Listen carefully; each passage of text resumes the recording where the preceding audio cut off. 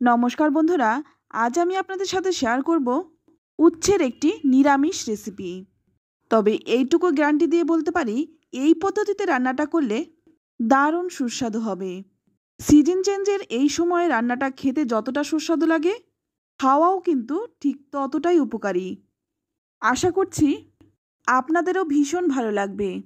গরম কিন্তু প্রায় পড়ে গেছে বললেই চলে, আর এই সময়ে কোনো কিছু খেতে যখন ভালো লাগবে না, তখন উচ্ছের এই রেসিপিটি রান্না করে খেতে পারেন। মুখের কিন্তু স্বাদ ফিরে আসবে। তো রান্নাটা করার জন্য প্রথমেই এখানে আমি গোল গোল করে উচ্ছে কেটে নিয়েছি। এবার এই উচ্ছের মধ্যে দিয়ে দিচ্ছি 1 চামচ লবণ, আর দিয়ে দিচ্ছি হাফ চামচ হলুদ গুঁড়ো। লবণ আর হলুদ গুঁড়োটা দিয়ে এবার এই উচ্ছেটাকে আমি খুব ভালো করে মেখে নেব। একটু চেপে চেপে মাখবো, যাতে উচ্ছের মধ্যে নুন হলুদটা ঢুকে যায়। তো বন্ধুরা, আপনাদের কাছে ছোট্ট একটা রিকোয়েস্ট, রেসিপি ভালো লাগলে লাইক, কমেন্ট আর শেয়ার করবেন। আর আপনি যদি আমার চ্যানেলে নতুন হয়ে থাকেন, চ্যানেলটা সাবস্ক্রাইব করে নেওয়ার অনুরোধ রইল। তো নুন হলুদ মাখিয়ে উচ্ছেটাকে রেখে দিচ্ছি 10 থেকে 15 মিনিট। তো আমি এখানে 15 মিনিট পরে ফিরে এলাম। আর এখন কিন্তু উচ্ছেটা অনেকটাই নরম হয়ে গেছে, আর উচ্ছে কিন্তু অনেকটাই জল ছেড়ে দিয়েছে।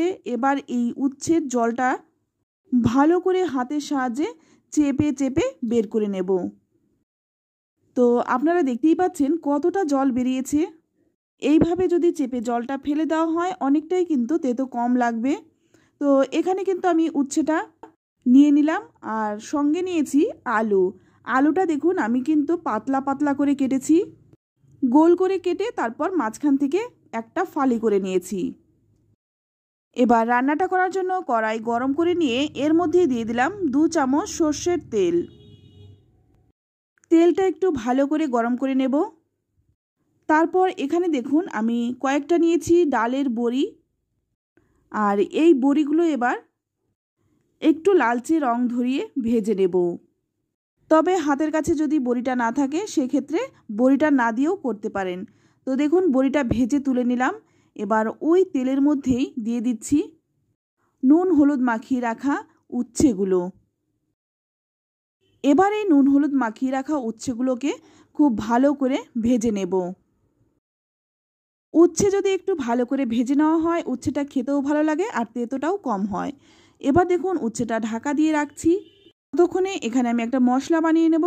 তাই প্রথমেই নিয়ে নিলাম 1 ইঞ্চির মতো আদা, নিয়ে নিচ্ছি হাফ চামচ রাঁধুনি, আর নিয়ে নিচ্ছি হাফ চামচ গোটা জিরে।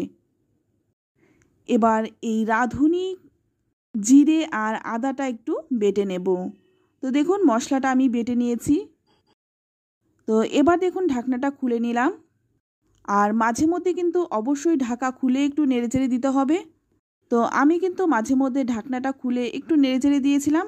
আর দেখুন, এখন কিন্তু উচ্ছেটা খুব ভালো করে ভাজা হয়ে গেছে। এবার তুলে নিচ্ছি। উচ্ছেটা ভেজে তুলে নিলাম।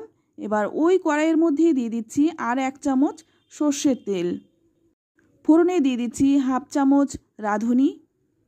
ফোড়নটা একটু ভেজে নেব। ফোড়নটা থেকে যখন মিষ্টি গন্ধ বেরোতে শুরু করবে, তখন এর মধ্যে দিয়ে দিচ্ছি কেটে রাখা আলুগুলো।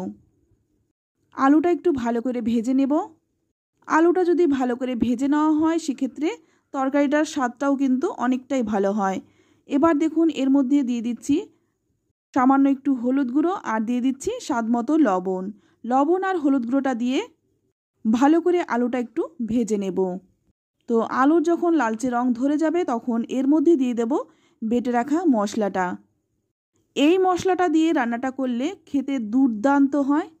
তো বন্ধুরা, আমার মুখের কথাই নয়, আপনারা একবার অন্তত বানিয়ে খান, তারপর খেয়ে নয় আমাকে কমেন্টে লিখে জানান খেয়ে আপনাদের কেমন লাগলো। তো এবার দেখুন, খুব ভালো করে কষিয়ে নিয়েছি, আর মশলার কাঁচা গন্ধটাও চলে গেছে। এবার এর মধ্যে দিয়ে দেব জল।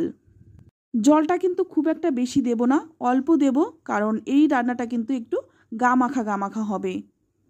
তবে আপনারা যদি একটু ঝোল খেতে পছন্দ করেন, সেক্ষেত্রে জলটা একটু বাড়িয়ে দেবেন।